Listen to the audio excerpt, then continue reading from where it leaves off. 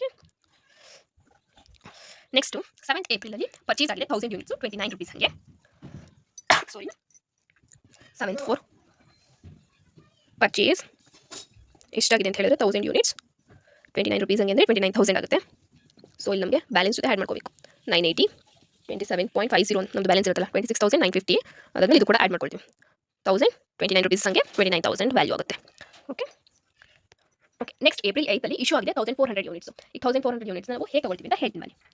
ಈಗ ನಾವು ಬರ್ಕೊಂಡ್ವಿ ಡೇಟು ಪರ್ಟಿಕ್ಯುಲರ್ಸು ಇಶ್ಯೂ ಕಾಲಮಲ್ಲಿ ಇಶ್ಯೂ ಮಾಡಬೇಕಿರೋದು. ಸೊ ನಮ್ಮ ಹತ್ರ ಬ್ಯಾಲೆನ್ಸ್ ಎಷ್ಟಿತ್ತು? ಒಂದು 980 ಯೂನಿಟ್ಸ್ ಒಂದು 1000 ಯೂನಿಟ್ಸ್ ಇದೆ. ಈಗ ನಮಗೆ ಬೇಕಾಗಿರೋದು 1400 ಯೂನಿಟ್ಸ್ನ ಇಶ್ಯೂ ಮಾಡಬೇಕು. ಸೊ ಮೊದಲು 980 ನಾವು ಇಶ್ಯೂ ಮಾಡಿಬಿಡೋಣ. ಯಾಕಂದರೆ 1400 ಯೂನಿಟ್ಸ್ ಬೇಕಿರೋದ್ರಿಂದ 980 ಇಂಟು 27 ರೂಪೀಸ್ 50 ಪೈಸೆ ಮಾಡಿದ್ರೆ 26,950 ಇಲ್ಲೇ ಇರುತ್ತೆ. ಅದೇ ಬರ್ಕೊಳ್ಬೇಕು. ಈಗ ನಮಗೆ 1400 ಯೂನಿಟ್ಸ್ ಬೇಕಿತ್ತು. 1400 ಯೂನಿಟ್ಸ್ ನಾವು ಫಸ್ಟ್ ಇದ್ದು 980 ಬ್ಯಾಲೆನ್ಸ್ ಇತ್ತು. ಸೊ ಅದನ್ನು ಇಶ್ಯೂ ಮಾಡಿದಾಗ ಇನ್ನು 420 ಯೂನಿಟ್ಸ್ ಬೇಕು ನಮಗೆ. 420 ಯೂನಿಟ್ಸ್ನ ಈ 1000 ತಗೊಳ್ತೀವಿ. 420 ಯೂನಿಟ್ಸ್ 29 ರುಪೀಸ್ ಹಂಗೆ 12,180 ಬರುತ್ತೆ. 12,180 ಬರುತ್ತೆ. ಓಕೆ. ಈಗ ನಾವು 1000 ಅಲ್ಲ ಇಶ್ಯೂ ಮಾಡಿದ್ದು. 1000 ಅಲ್ಲಿ 420ನ ಇಶ್ಯೂ ಮಾಡಿದ್ವಿ. ಸೊ ಇನ್ನು 580 ಬ್ಯಾಲೆನ್ಸ್ ಇದೆ. 580 29 ರುಪೀಸ್ ಹಂಗೆ 16,820 16,820 ಈಗ ಬ್ಯಾಲೆನ್ಸ್ ಅಷ್ಟಿದೆ. ಈಗ ನೆಕ್ಸ್ಟು ಏಪ್ರಿಲ್ 9th ಅಲ್ಲಿ ರಿಟರ್ನ್ ಟು ವೆಂಡರ್ ಆಗಿದೆ. ಸೊ ನಾವು ಅದನ್ನ ರಿಟರ್ನ್ ಅಂತ ಬರ್ಕೊಳ್ತೀವಿ. ರಿಟರ್ನ್ ಟು ವೆಂಡರ್ 9th ಅಲ್ಲಿ ಹಾಗೆ ಎಷ್ಟು ರಿಟರ್ನ್ ಮಾಡಿದ್ದಾರೆ ಅಂತಂದರೆ 20 ಯೂನಿಟ್ಸ್ನ ಅವರು ಏಪ್ರಿಲಲ್ಲಿ ರಿಟರ್ನ್ ಮಾಡಿದ್ದಾರೆ. 7th ಪರ್ಚೇಸ್ ಆಗಿತ್ತಲ್ಲ, ಇಲ್ಲಿ ಪರ್ಚೇಸ್ ಆಗಿತ್ತಲ್ಲ 7th ಅಲ್ಲಿ, ಇದರಲ್ಲಿ ನಾವು ರಿಟರ್ನ್ ಟು ವೆಂಡರ್ ಎಷ್ಟು ಮಾಡಿದ್ದೀವಿ ಅಂತ ಹೇಳಿದ್ರೆ 20 ನಾವು ರಿಟರ್ನ್ ಮಾಡಿದ್ದೀವಿ ಅವರಿಗೆ ವಾಪಸ್. ಅದನ್ನು ಕೂಡ ನಾವು ಇಶ್ಯೂಲ್ಲೇ ತಗೊಳ್ಬೇಕು ರಿಟರ್ನ್ ಟು ವೆಂಡರ್ ಇದ್ದಾಗ. ಸೊ ಈ ಕಾಲಮ್ ಮೇಲೆ ಡ್ಯಾಶ್ ಎಷ್ಟು ಅಂತಂದರೆ 20 ಆಗ ನಾವು ಇಶ್ಯೂ ಮಾಡಿರೋದು. ಲೇಟೆಸ್ಟ್ ಪರ್ಚೇಸ್ ಪ್ರೈಸ್ ಎಷ್ಟಿತ್ತು? ಲೇಟೆಸ್ಟ್ ಪರ್ಚೇಸ್ ಪ್ರೈಸ್ ಇದು 29 ರುಪೀಸ್. So 20 into 29 580. ಸೊ ಮೊದಲು ಬ್ಯಾಲೆನ್ಸ್ ಎಷ್ಟಿತ್ತು ನಾವು ಅದನ್ನು ಕೂಡ ಹೇಳಿ ಬರ್ಕೊಳ್ಬೇಕು. 580 ಯೂನಿಟ್ಸ್ ಇತ್ತು 29 ರುಪೀಸ್ ಹಂಗೆ 16,820. ಅದಾದ್ಮೇಲೆ ಬಂದು 20 ಯೂನಿಟ್ಸ್ ಇಲ್ಲಿ ರಿಟರ್ನ್ ಟು ವೆಂಡರ್ ಆಗಿದೆ ಅಲ್ವಾ. ನಾವು ಈ ಥರ ಬರೆದ್ರೆ ತಪ್ಪಾಗುತ್ತೆ. ಇಲ್ಲೆಲ್ಲ ಮೊದಲು ಬರ್ಕೊಂಡು ಬರ್ತೀವಲ್ಲ ಹಾಗೆ ಇಲ್ಲೂ ಕೂಡ ಇಶ್ಯೂ ಮಾಡಿರೋದ್ರಿಂದ ನಾವೇನು ಮಾಡಬೇಕು? ಇದರಿಂದ ಲೆಸ್ ಮಾಡಬೇಕು. ಸೊ ಹೀಗೆ ಬರೆದ್ರೆ ತಪ್ಪಾಗುತ್ತೆ. ಸೊ ಏನು ಮಾಡಬೇಕು? 580 20 ಕಳೆದ್ರೆ ಏನು ಉಳಿಯೋದು? 560. ಅದನ್ನ 29 ರುಪೀಸ್ ಹಂಗೆ ನಾವು ಮಾಡಬೇಕು. ಸೊ 560 ಇಂಟು 29 ರುಪೀಸ್ ಅಂದರೆ 16,240 ಆಗುತ್ತೆ. 16,240 ಸ್ವಲ್ಪ ಮೆಸ್ಸಿ ಇದೆ, ಅಡ್ಜಸ್ಟ್ ಮಾಡ್ಕೊಳ್ಳಿ. ಯಾಕಂದ್ರೆ ಬೇಕಾದ್ರೆ ಕಾಮನ್ ಆಗೋದು. So okay. ಇನ್ನು ಬ್ಯಾಲೆನ್ಸ್ ಎಷ್ಟಿದೆ? ಈಗ ಇನ್ನು 11th ಏಪ್ರಿಲಲ್ಲಿ ಕೂಡ ಇಶ್ಯೂ ಆಗಿದೆ 500 ಯೂನಿಟ್ಸ್ ಇಶ್ಯೂ ಆಗಿದೆ. ಸೊ 11th ಇಶ್ಯೂ ಆಗಿದೆ 500 ಯೂನಿಟ್ಸ್. ಇಲ್ಲಿ ಮಾತ್ರ 560 ಯೂನಿಟ್ಸ್ ಬ್ಯಾಲೆನ್ಸ್ ಇದೆ. ಅದನ್ನು 500 ಯೂನಿಟ್ಸ್ನ 29 ರುಪೀಸ್ ಹಂಗೆ ಮಾಡಿದ್ರೆ 500 ಇಂಟು 29 14,500 ರುಪೀಸ್ ಆಗುತ್ತೆ. 14,500 ರುಪೀಸ್. ಇಲ್ಲಿ 560ನಲ್ಲಿ 500 ಯೂನಿಟ್ಸ್ ಸೋಲ್ಡ್ ಮಾಡಿದ್ರೆ ಉಳ್ಕೊಳ್ಳೋದೇನು 60 ಯೂನಿಟ್ಸ್ 29 ರುಪೀಸ್ ಹಂಗೆ ಅಂತ ಹೇಳಿದ್ರೆ 1,740 ಇಷ್ಟು ಆಯಿತು. ನೆಕ್ಸ್ಟ್ 12th ಅಲ್ಲಿ ಪರ್ಚೇಸ್ ಆಗಿದೆ 500 ಯೂನಿಟ್ಸ್ 32 ರುಪೀಸ್ ಹಂಗೆ 12th 4 ಸ್ವಲ್ಪ ಅಡ್ಜಸ್ಟ್ ಮಾಡ್ಕೊಳ್ಳಿ, ಕ್ಯಾಮ್ರಾ ಕಡೆ ಈ ಕಡೆ ಆಗುತ್ತೆ. ಓಕೆ. ಎಷ್ಟು ಪರ್ಚೇಸ್ ಆಗಿದೆ ಅಂತ ಹೇಳಿದ್ರೆ 500 ಯೂನಿಟ್ಸು ಪರ್ಚೇಸ್ ಆಗಿದೆ 32 ರುಪೀಸ್ ಹಂಗೆ 500 ಯೂನಿಟ್ಸ್ 32 ರುಪೀಸ್ ಹಂಗೆ ಅಂದರೆ 16,000 ರುಪೀಸ್ ಆಯಿತು. ಈಗ ನಮಗೆ ಬ್ಯಾಲೆನ್ಸು ಮೊದಲು 60 ರುಪೀಸ್ ಇಂಟು 29 ಹಂಗೆ 1000 ಬ್ಯಾಲೆನ್ಸ್ ಎಷ್ಟಿರುತ್ತೆ ಕ್ಯಾರಿ ಆಗ್ತಾನೆ ಇರುತ್ತೆ. ನೆಕ್ಸ್ಟ್ ಇಲ್ಲಿ ಪರ್ಚೇಸ್ ಮಾಡಿದಾಗ 500 ಯೂನಿಟ್ಸ್ 32 ರುಪೀಸ್ ಈಗ 60,000. ಈಗ 12th ಪರ್ಚೇಸ್ ಆಗಿರೋದನ್ನು ಕೂಡ ಬ್ಯಾಲೆನ್ಸ್ಗೆ ನಾವು ಆ್ಯಡ್ ಮಾಡಿ ಆಯಿತು. ಈಗ ನೆಕ್ಸ್ಟ್ ಡೇಟ್ ಯಾವುದು ಅಂತ ಹೇಳಿದರೆ 13th ಕಂಡಿದ್ದಿಲ್ಲ. 13th ಇಶ್ಯೂ ಆಗಿದೆ 400 ಯೂನಿಟ್ಸ್. ಈಗ ನಾವು 13th ನಾವು ಏನು ಬರ್ಕೋಬೇಕು? ಇಶ್ಯೂ ಮಾಡಿದ್ದೀವಿ ಎಷ್ಟು ಅಂತ ಹೇಳಿದ್ರೆ 400 ಯೂನಿಟ್ಸ್ ಇಶ್ಯೂ. ಈಗ 400 ಯೂನಿಟ್ಸ್ ಬರ್ಕೋಬೇಕು. ನಮಗೆ ಇಲ್ಲಿ ಬ್ಯಾಲೆನ್ಸ್ ಎಷ್ಟಿದೆ? ಒಂದು 60 ಯೂನಿಟ್ಸ್ ಇದೆ, ಒಂದು 500 ಯೂನಿಟ್ಸ್ ಇದೆ. ಫಸ್ಟ್ ನಾವು 60 ಯೂನಿಟ್ಸ್ನ ಇಶ್ಯೂ ಮಾಡ್ಕೋಬೇಕು. 29 ರುಪೀಸ್ ಹಂಗೆ 1,740 ಆಗುತ್ತೆ. ನೆಕ್ಸ್ಟ್ ಈಗ 500 ಅಲ್ಲಿ ನಮಗೆ ಈಗ ಫಸ್ಟ್ ಟೋಟಲ್ ಇಶ್ಯೂ ಮಾಡಬೇಕಿದ್ದು 400 ಯೂನಿಟ್ಸ್. 400 ಅಲ್ಲಿ ಈಗ ನಾವು 16ನ ಇಶ್ಯೂ ಮಾಡಿದ್ದೀವಿ. ಅಲ್ಲಿಗೆ 340 ಇಶ್ಯೂ ಮಾಡಿದ್ವಿ. 500 ಅಲ್ಲಿ 340ನ ಇಶ್ಯೂ ಮಾಡ್ತೀವಿ 32 ರುಪೀಸ್ ಹಂಗೆ 340 ಇಂಟು 32 ರುಪೀಸ್ ಹಂಗೆ ಅಂದರೆ 10,880 ಆಗುತ್ತೆ. ನಮಗೀಗ 500 ಯೂನಿಟ್ಸಲ್ಲಿ 340 ಯೂನಿಟ್ಸ್ನ ಲೆಸ್ ಮಾಡಿದ್ರೆ ಈಗ 160 ಯೂನಿಟ್ಸ್ ಉಳಿಯುತ್ತದೆ. ಅದನ್ನು 32 ರುಪೀಸ್ ಹಂಗೆ ಮಾಡಿದ್ರೆ ಬ್ಯಾಲೆನ್ಸ್ ನಮಗೆ ಉಳ್ಕೊಳ್ಳೋದೆ 5,120 ರುಪೀಸ್.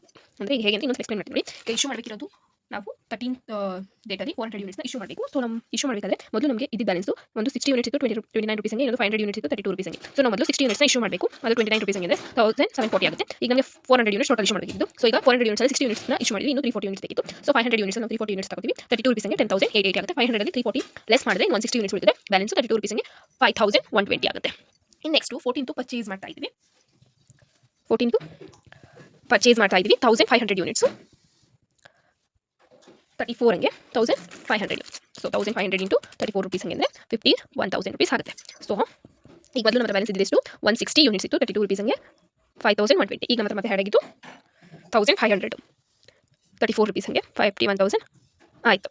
ಈಗ ನೆಕ್ಸ್ಟು ನಮಗೆ 15th ಅಲ್ಲಿ ಇಶ್ಯೂ 300 ಯೂನಿಟ್ಸ್ ಮತ್ತು ಇಲ್ಲೂ ಇದೆ. ಇದನ್ನು ಹೇಳ್ತೀನಿ. ಫಸ್ಟ್ ಇಶ್ಯೂ 300 ಯೂನಿಟ್ಸ್ 15th ಅಲ್ಲಿ ಇಶ್ಯೂ ಆಗಿದೆ. ಮೊದಲು ಎಷ್ಟು ಅಂತ ಹೇಳಿದರೆ 300 ಯೂನಿಟ್ಸ್ ಇಶ್ಯೂ ಮಾಡಿದ್ದೀವಿ. ಈ ಥರ ಆಗುತ್ತೆ ನೋಡಿ, ನಮಗೂ ಕೂಡ ಆಗುತ್ತೆ. ಈ ಥರ ತಪ್ಪು ಮಾಡ್ತೀವಿ ನಾವು ಕೂಡ. ಫಸ್ಟು 300 ಯೂನಿಟ್ಸ್ನ ಇಶ್ಯೂ ಮಾಡಬೇಕು ನಾವು. ಈಗ ಮೊದಲಿರೋದು 160 ಯೂನಿಟ್ಸ್ ಇದೆ, ಅದನ್ನ ಮೊದಲು ನಾವು ಇಶ್ಯೂ ಮಾಡ್ಕೊಡ್ತೀವಿ. 160 ಯೂನಿಟ್ಸ್ 32 ರುಪೀಸ್ ಹಂಗೆ 5120. ಈಗ 1500 ನಾವು ಇಶ್ಯೂ ಮಾಡ್ಕೊಳ್ತೀವಿ. ಉಳಿದಿದ್ದು ಈಗ 300 160ನ ಇಶ್ಯೂ ಮಾಡಿದ್ವಿ. 300 ಯೂನಿಟ್ಸಲ್ಲಿ 160 ಯೂನಿಟ್ಸ್ನ ಇಶ್ಯೂ ಮಾಡಿದ್ವಿ. ಅಲ್ಲಿ ಇನ್ನೂ 140 ಯೂನಿಟ್ಸ್ ಇಶ್ಯೂ ಮಾಡಬೇಕು. 34 ರುಪೀಸ್ ಹಂಗೆ 4760 ರುಪೀಸ್ ಆಗುತ್ತೆ. ಈಗ 1500 ಅಲ್ಲ ಇಶ್ಯೂ ಮಾಡಿದ್ವಿ. ಎಷ್ಟು ಇಶ್ಯೂ ಮಾಡಿದ್ವಿ? 140 ಇಶ್ಯೂ ಮಾಡಿದ್ವಿ. ಅಲ್ಲಿಗೆ ಇನ್ನು 1360 ಉಳ್ಕೊಳ್ಳುತ್ತೆ. 1360 ಇಂಟು 34 ರುಪೀಸ್ ಮಾಡಿದ್ರೆ ಬ್ಯಾಲೆನ್ಸಲ್ಲಿ 46,240 ಆಗುತ್ತೆ. ಇಷ್ಟು ಬಂತು. ಇಲ್ಲಿ ಇನ್ನೊಂದು ಅಡಿಷನಲ್ ಇನ್ಫಾರ್ಮೇಷನ್ ಇದೆ. On 15th April when the stock is verified, it is found that the actual stock is more by 20 units. ಈಗ ನಮಗೆ ಏನಾಗಿದೆ ಅಂತ ಹೇಳಿದ್ರೆ ಆಕ್ಚುಲ್ ಸ್ಟಾಕ್ ಇತ್ತಲ್ಲ ಅದು ಮೋರ್ 20 ಯೂನಿಟ್ಸ್ ಎಕ್ಸ್ಟ್ರಾ ಆಗಿದೆ ಅಂತ. ಇದನ್ನು ಕೂಡ ನಾವು ಏನಂತ ತಗೋತೀವಿ ಅಂತ ಹೇಳಿದ್ರೆ ನಮಗೆ ರೆಸಿಪ್ಟಲ್ಲಿ ತೊಗೊಳ್ತೀವಿ. 15th ಅಲ್ಲಿ ಆಗಿರೋದ್ರಿಂದ ಇದನ್ನು ನಾವು ಏನಂತ ತಗೊಳ್ತೀವಿ? ಸ್ಟಾಕ್ ವೆರಿಫೈಡ್ ಅಂತ ನಾವು ತಗೋಬಹುದು ನಾವು, ಅಥವಾ ಮೋರ್ ಅಂತ ಕೊಟ್ಟಿರೋದ್ರಿಂದ ನಾವು ಎಕ್ಸಿಸ್ ಅಂತ ತಗೊಳ್ಬೋದು. ಅಂದರೆ ಎಕ್ಸ್ಟ್ರಾ ಎಕ್ಸಿಸ್ ಎಷ್ಟಾಗಿದೆ? 20 ಯೂನಿಟ್ಸ್. 20 ಯೂನಿಟ್ಸ್ ನಾವು ಇವಾಗ ಯಾವುದನ್ನು ತಗೊಳ್ತೀವಿ ಅಂತ ಹೇಳಿದ್ರೆ ರೇಟು ಇದಕ್ಕೆ ನಮಗೆ ಗೊತ್ತಿಲ್ಲವಲ್ಲ, ಯಾವ್ದನ್ನು ತಗೊಳ್ತೀವಿ ಅಂತ ಹೇಳಿದ್ರೆ ನಾವು ರೇಟ್ ಯಾವುದು ಲಾಸ್ಟ್ ಇಶ್ಯೂ ಪ್ರೈಸ್ ಇರುತ್ತಲ್ಲ ಅದನ್ನು ತಗೊಳ್ತೀವಿ. ಎಕ್ಸಿಸ್ ಅದನ್ನು ತಗೊಳ್ಳಿಕ್ಕೆ last issue price 20 into 34 rupees ಹಂಗೆ 680 ಆಗುತ್ತೆ. ಸೊ ಇಲ್ಲಿ ನಮಗೆ ಬ್ಯಾಲೆನ್ಸಲ್ಲಿ ಇದು ಕೂಡ ಆ್ಯಡ್ ಆಗುತ್ತೆ. 1360 ಇತ್ತು ಮೊದಲು ಬ್ಯಾಲೆನ್ಸು 34 ರುಪೀಸ್ ಹಂಗೆ. ಸೊ ಅಲ್ಲಿ 4240 ಇದು ಕೂಡ ಆ್ಯಡ್ ಆಗುತ್ತೆ. 20 ಯೂನಿಟ್ಸ್ ಕೂಡ 34 ರುಪೀಸ್ ಹಂಗೆ 680. ಹೇಳಿದ್ರೆ ನಿಮ್ಮ ಮೋಸ್ಟ್ ಇಂಪಾರ್ಟೆಂಟ್ ಪಾಯಿಂಟ್ಸ್ ನೆನ್ಪಿಟ್ಕೊಳ್ಳಿ 4 ಅಂತ. ಅದು ಇವಾಗ ಯೂಸ್ ಆಗುತ್ತೆ. ಇಲ್ಲಿ ಎಕ್ಸಿಸ್ ಆಗಿದೆ, ಒಂದೊಂದ್ಸಲ ಶಾರ್ಟೇಜ್ ಕೂಡ ಆಗುತ್ತೆ. ಕ್ವಶನ್ ಶಾರ್ಟೇಜ್ ಕೊಟ್ಟಿದ್ದಾಗ ನಾವು ಇಲ್ಲಿ ಎಕ್ಸಿಸ್ ಬಂದಾಗ ನಾವು ಎಕ್ಸಿಸ್ ಬಂದಾಗ ರಿಸಿಪ್ಟ್ ಮಾಡಿದ್ರೆ ನಮಗೆ ಬರುತ್ತೆ, ರಿಸಿಪ್ಟ್ ಆಗುತ್ತೆ ಪರ್ಚೇಸ್ ಮಾಡಿದ್ರೆ ಇದು. ಅದೇ ಶಾರ್ಟೇಜ್ ಆದಾಗ ಶಾರ್ಟೇಜ್ ಆದಾಗ ಅವ್ರಿಗೆ ಕೊಡಬೇಕಲ್ಲ, ಮತ್ತೆ ಇಶ್ಯೂ ಮಾಡ್ತೀವಲ್ಲ ಅವಾಗ ನಮಗೆ ಶಾರ್ಟೇಜ್ ಕ್ಲಿಯರ್ ಮಾಡಬೇಕಾಗುತ್ತೆ. ಅವಾಗ ಇಶ್ಯೂ ಮಾಡಿ ಲೆಸ್ ಮಾಡಬೇಕಾಗುತ್ತೆ ನಾವು. ನೋಡಿ ಇಷ್ಟೇ ಸಿಂಪಲ್ ಆನ್ಸರ್. ಇಷ್ಟೇ ಇದೇ FIFO method. First out method. ನಿಮಗೆ ಇದು ಆನ್ಸರ್ ಕ್ಲಿಯರ್ ಪಿಕ್ನ ನಾನು ಲಾಸ್ಟಲ್ಲಿ ಕ್ವಶನ್ ಮತ್ತು ಆನ್ಸರ್ 2 ಪಿಕ್ ಕೂಡ ನಾನು ಲಾಸ್ಟಲ್ಲಿ ಆ್ಯಡ್ ಮಾಡಿದ್ದೀನಿ, ನೋಡ್ಕೊಳ್ಳಿ. ತುಂಬ ಈಸಿ ಇದೆ. 10 ಮಾರ್ಕ್ಸ್ಗೂ ಕೂಡ FIFO ಕೇಳ್ಬೋದು. 10 ಮಾರ್ಕ್ಸ್ ಕೇಳೋದ್ರೆ ಬರೀ FIFO ಮೆಥಡ್ ಮಾಡಿ ಅಥವಾ FIFO ಮೆಥಡ್ ಮಾಡಿ ಅಂತ ಕೇಳ್ತಾರೆ. 15 ಮಾರ್ಕ್ಸ್ ಆದರೆ FIFO ಮಾಡಿ LIFO ಮಾಡಿ ಅಂತ ಕೇಳ್ತಾರೆ. ನಾನು ಇದೇ ಲೆಕ್ಕಕ್ಕೆ LIFO ಕೂಡ ಮಾಡಿ ತೋರಿಸ್ತೀನಿ ಹೇಗೆ ಅಂತ ನೆಕ್ಸ್ಟ್ ಪಾರ್ಟಲ್ಲಿ ವೇಟ್ ಮಾಡಿ. Thank you for watching. ಹಿಂಗೆ ಕೀಪ್ ವಾಚ್ ಮಾಡಿ, ಓಕೆನಾ? ನೆಕ್ಸ್ಟ್ ಪಾರ್ಟಲ್ಲಿ LIFO ಮೆಥಡ್ ಜೊತೆ ಸಿಗೋಣ. ಬಾಯ್. FIFO method problem complete solving. LIFO method next part coming soon. Thanks for watching. Subscribe my channel.